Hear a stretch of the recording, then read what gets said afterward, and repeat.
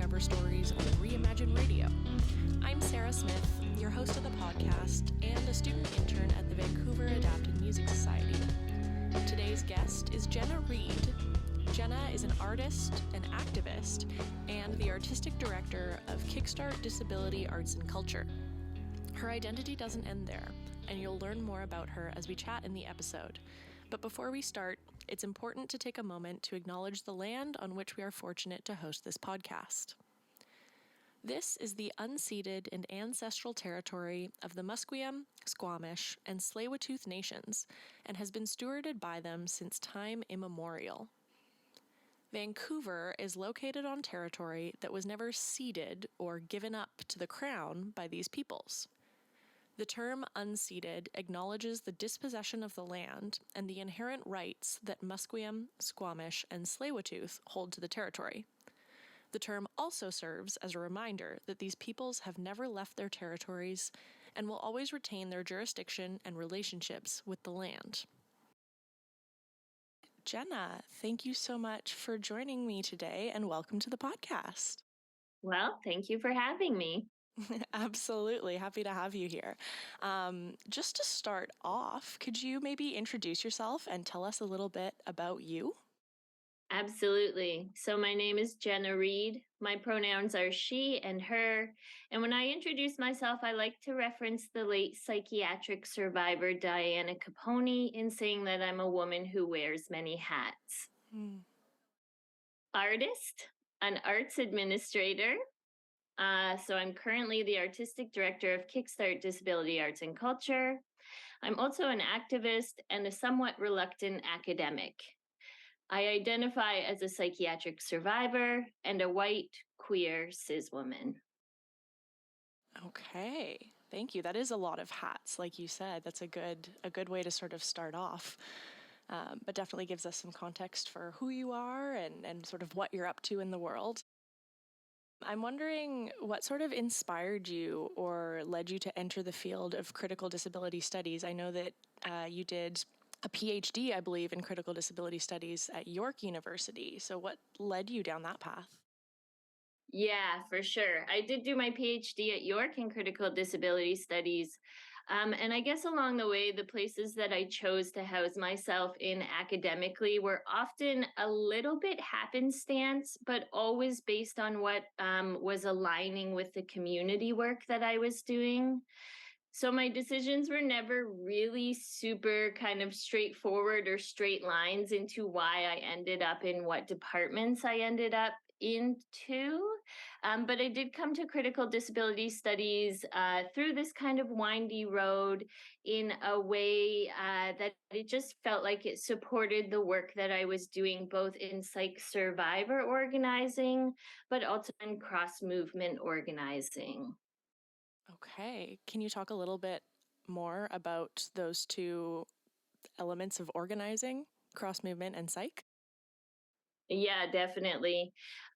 So I guess I write and talk about this pretty publicly, but my relationship with psychiatric survivor organizing both stemmed out of academia, but also very much did not.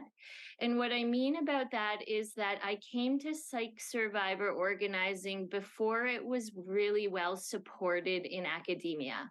So I didn't take any courses that taught me about the psych survivor movement. What happened with me was that I grew up in a small suburb just outside of Toronto. And like many folks who are mad and queer, it can feel very hard to fit in the suburbs. And so as a young adult or a late teen, I really wanted to get as far away from that space as possible. And I went out to Halifax. And I did that through school, but I wasn't really clear on what I wanted to do. And also, when I went out to Halifax, I just happened to go through a significant amount of crisis and distress in a way where it felt really important to be around more of my informal supports. So my family members who I'm very close to and my kind of loves and chosen family. And so I moved back to Toronto a little bit begrudgingly because it felt too close to my hometown. And when I moved back, I was very kind of overwhelmed by how much I was having to engage with the psychiatric system. It was not an enjoyable experience. I had a lot of kind of very violent experiences within the psych system. And that brought me to kind of needing community around that. In some ways, being engaged in the psych system felt like it maybe was sort of giving me answers because it was naming things and experiences. And that can feel helpful. But because it was so violent, it was not helpful. And so I went seeking community. And the first place I went was like a disability group on campus. And I admittedly don't remember exactly what I would have said or what I was looking for, but it must have been something in what I said. I do recall that very early on, some of the leaders of the group was like, well, we really don't do political stuff. And I remember being a little bit caught off guard because I was like, well, why? Like, why don't you engage in political stuff? But I also don't think that I was very clear that that was what I was looking for. But I was pointed in the direction of community members and scholars who were engaged in psych survivor organizing. And very early on, I got connected with Lucia Costa, who was starting to organize the Mad Students Society, was also working at the Empowerment Council within CAMH. And that was kind of the beginning of it, where I came to understand that you could both make community and develop those supports, but also be engaged in political work that is striving to make this world a better place. Through my psych survivor organizing, it was inherent, although is not always the case, that it is an intersectional space. While our organizing spaces do tend to prioritize and privilege white bodies, it is also true that if you put just the smallest ounce of care into the work that you do, you can recognize that as a white body in those spaces, that it both matters for you to kind of step back and do a little more listening, as well as understand the ways in which your experience of marginalization is tied up around other experiences of marginalization, which necessitates doing cross-movement organizing. Wow, absolutely. You phrased all of that very beautifully, and I love that you touched on the intersectionality piece, the privilege piece, given that a lot of these spaces I find, and as you mentioned, generally white folks are sort of centered, and it's really important to step back and sort of create space and leave space for all of these other elements. And I love the way that you touched on community as well, and finding that community of support, as I get the sense that that's quite important to you as well, in having your own supports. So I think that was really beautiful, the way that you put all of that. Thank you. Thank you, I guess. And I think also one thing that I've noticed and recognized is like stepping back and making space is both an active and proactive thing, but it's also not a thing that is necessary for me to do. Like BIPOC, queer and trans BIPOC, psych survivor organizing is happening, has happened, and will happen, whether I, as a white person, makes the space for it. And so essentially what I see is happening is you're either going to engage in this cross movement solidarity, or you're going to be doing work that is just really irrelevant. So it doesn't necessitate that I do that work of stepping back or stepping aside, but it also does, if that makes sense. It's not really benefiting others, and it is, in that we have to work together, but I'm not doing some good act by doing that, because that work is already happening. And so I'm really just in irrelevant spaces if I'm not recognizing what my role is in terms of supporting it or not. Yeah, absolutely. I think that's a really good sort of a nuance to highlight that I think sometimes is missed in a lot of these conversations. And you phrase that much better than I did as well, but I think that's a really good point. And it's sort of timing of when to step back and when to contribute and how in those spaces. Because like you said, it is already happening by all of these communities and that intersect. So that's a very good point. Shifting just slightly, and I'm assuming that it might be related as well, I'm wondering what your path was to working at KickstArt. Yeah, definitely also a very windy road to get there. It took me a very long time myself to really see myself as an artist and understand that my own arts practice mattered. And before I was able to do that, I wasn't able to see myself within the art world at all. I didn't grow up in a family where, I mean, my family engaged in arts, but not really in formal fine arts spaces. And so it was probably about 15 years ago that I really started to focus my work around my own artistic work and practice as a mad artist. I remember going to an exhibit at the Textile Museum of Canada, and the exhibit was an artist named Richard Boulay, who does textile work that explores experiences of homelessness and being queer and having psychiatric diagnoses. And I remember that I was just kind of feeling a little bit maybe confused and lost, perhaps burnt out in my own kind of research work. And I was talking with one of my mentors and my committee members about the exhibit and just had a whole bunch of aha moments because I have grown up quilting, which is a practice of art that is, has its own tricky relationships with the fine arts world. And I made a decision to center that within the work that I was doing, which felt scary and vulnerable and not clear on why that mattered or how that would matter. But when I made that decision, I was in the beginning of my PhD, so I was able to immerse myself in studying art, in making art, and surrounding myself by other mad and disabled artists. While I was doing that work, KickstArt was actually formative in what it meant for me to learn about disability arts and culture from a ground up and community driven approach.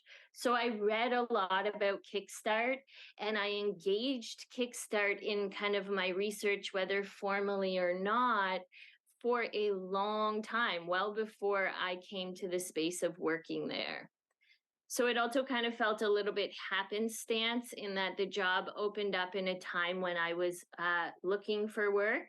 And it also felt meant to be because it's unusual that you come out of a PhD and you feel like you can align all of the elements of what you have done into a job. There was this kind of magical moment, and I remember kind of preparing for the interviews and doing the interviews, and KickstArt was about to have an exhibit with Persimmon Blackbridge. And I remember getting so excited in the interview and having kind of this little fangirl moment because Persimmon Blackbridge was also very formative for me in understanding kind of the role of mad art in the world. And it was just, it's bizarre to say, but it was exciting to be in an interview where I could talk about and think about the idea of being part of that exhibition and being part of presenting that work. So really, it was a little bit of this roundabout way of coming to it, a little bit of magic and happenstance, but also being at KickstArt is a job that feels like being at home for me because it's rooted in a politic that allows me to be my full self. And it regularly challenges me in a whole number of ways. Wow, that sounds very, very beautiful. I love that the way you describe finding KickstArt through your research and then sort of that full circle coming back and then everything just working out perfectly. It sounds like a perfect fit. Most definitely. And like to be clear, like I certainly was researching in ways that I was reading reports and looking at a whole bunch of kind of gray literature and formal literature, but I also was researching KickstArt in terms of um, uh, in engaging in conversations with community members, right? Like it was very much I was being steeped in this cultural social movement piece that recognized that arts and arts organizations and artists are formative in how we bring ourselves together as communities and social movements. Yeah, absolutely. I love this community piece that keeps coming out. And you mentioned before having that space to be working with and amongst other mad and disabled artists as well, given that, that finding of community and finding a sense of home. I think that's so important. And that's one of the things that I love about KickstArt, and that I don't know of a lot of other organizations in the arts world that are specifically intended to be a place of community for artists with disabilities. Yeah, most definitely. And I think one of the reasons why KickstArt is able to develop that type of a space and maintain it is because one of the neat or unusual things about KickstArt is it's one of the few disability arts and culture organizations, not the only one, but one of the few that was born out of leadership from disabled artists. So it wasn't developed or started or kind of born out of programming for disabled artists by well-meaning but not disabled folks. It was born out of our own kind of social movement organizing and leadership. Totally. So it kind of saturates the everything that KickstArt does and stands for, I imagine, is saturated with that lens of being created by artists who are disabled as well. And that obviously ebbs and flows over time. There's a fluidity to that, but it allows for the possibility to kind of turn back to that and to really see the foundations and the usefulness of what that can do when we hold ourselves in that space. Yeah, absolutely. I mean, from what you've been saying so far, it sounds like it is exactly reaching that goal that it's intended to do. Along those lines, I'm wondering if you can tell us a bit about the programs that KickstArt offers to the community on sort of a more tangible of what's going on over there. Yeah, for sure. So KickstArt did start as a festival organization, and we've moved away from that type of programming. We do engage a little bit in festival work. So we kind of support the Access Fest with the Gathering Place in Vancouver. But beyond that, we have really started to shift into doing more of a range of artistic programming that supports artists at all stages in their careers. So we do things like workshops where we are making space for artists to develop artistic skills and artistic techniques. We do things like community learning in workshops. We do panels. We do online learning pods. We do support in grant writing. We do access audits and things like that. We also present a lot of art. So we collaborate with different spaces and we do exhibitions. We do group exhibitions and solo exhibitions and different types of presentations. So shows that engage not necessarily just visual arts, but also different types of arts. We do artist residencies, so spaces where artists can come together and really focus in on and work on their arts practices.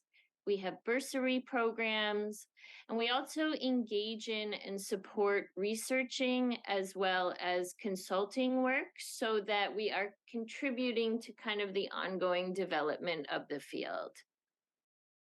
Very cool. So many things there. I'm yeah, that's a whole wide range of offerings. I love that. And I mean, I'm personally myself, I'm not an artist. I do not have an artistic bone in my body. But I find from what I've seen that a lot of arts organizations do have some of the things you mentioned, like the workshops for skills and online offerings and things like that, residencies, shows, and yet I don't know that a lot of them will offer things like those more on the less artistic side, but the more other types of skills like the grant writing and things that you don't always see. So I think that's really valuable as well. Yeah, and for us, that's a really important thing, is to provide that kind of range of programming, because it is a recognition that disabled artists are creating work that is necessary for our world, and also so